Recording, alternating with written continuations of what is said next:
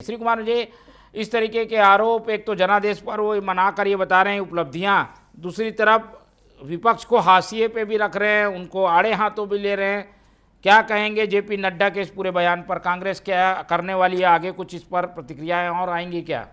सबसे पहले तो जेपी नड्डा जी की गिरफ्तारी होनी चाहिए और गिरफ्तारी करके जेपी नड्डा से पूछना चाहिए क्या उनके पास ऐसी जानकारी है जो सुरक्षा एजेंसियों को नहीं है, जो किसी को नहीं मालूम है, चाहे सीबीआई हो, चाहे वो पुलिस हो, स्टेट पुलिस हो, किसी को नहीं मालूम है। ऐसी कौन सी जानकारी है जेपी नड्डा के पास में जिसको लेकर जेपी नड्डा जी ने आज इस बात को की है? आज वो आते हैं जनादेश पर्व मनाने के लिए। किस जात के जनादेश पर्व मनवाने आ रहे हैं?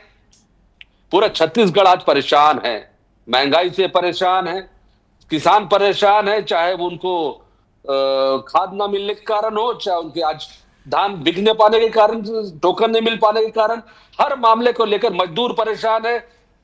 हजारों हजारों लोग स्ट्राइक कर रहे हैं फैक्ट्रियों के सामने में, अडानी की फैक्ट्रियों के सामने।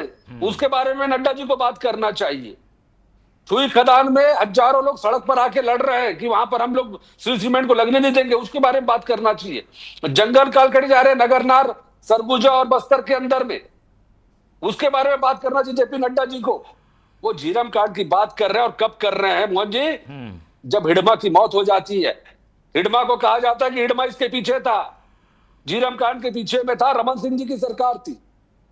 रमन सिंह जी की सरकार में अगर हिडमा के कारण ये मौत होती है और हिडमा की अभी जब मौत हो जाती है उसके बाद ये आरोप लग रहा है, कहीं ना कहीं ये बात साबित करता है कि षड्यंत्रों के पीछे रमन सिंह की सरकार या घोषित रूप से भाजपा के लोगों का हाथ था। आज ये बात साबित करने का प्रयास कर रहे हैं कि कांग्रेस के लोगों दिग्भ्रमित करने का प्रयास कर रहे जनता को। भाई किस आधार पे बोल रहे हैं कि ये नेता ऐसा बोला, वो नेता ऐसा बोला, कहानी बनाने का प्रयास कर रहे हैं। तो मेरा स्पष्ट रूप से आरोप है कहीं ना कहीं बड़ा षड्यंत्र, सियासी षड्यंत्र सरकार बनाने के लिए उस दौर के केंद्र सरकार, जो मोदी जी की सरकार थी उस समय, मनमोहन सिंह जी की सरकार थी, लेकिन राज्य के अंदर में जब इनकी सरकार थी, रमन सिंह जी की सरकार, उस दौर में घटना हुई थी और उस घटना के अंदर में कहीं ना कहीं इन्वॉल्वमेंट ऐसे लोगों का था। अगर सच इनको मालूम था किसी प्रकार का, ये इतने दिन क्यों बैठे? 12 साल दिन की सरकार है मोदी जी की सरकार, सीबीआई सब कुछ, ईडी सब कुछ इनके पास है, क्यों ये बातें आज तक नहीं? हिडमा की मौत के बाद ये बात कैसे आ रही है? हिडमा इस बात की सच्चाई को जानता था कि किसके इशारे पर उसने हत्या की थी, किसके इशारे पर की थी। आज झूठे तथ्यों के आधार पर बिना बेसिर पर बातें, वो भी राष्ट्रीय अध्यक्ष रहे हुए व्यक्ति जेपी नड्डा जी, इस बात से आश्चर्य लगता है कि वो राष्ट्रीय अध्यक्ष के पद पर कैसे थे वो इतने दिन तक। अभी भी है, आज अभी भी है भाई, अभी भी है, वही बात है ना।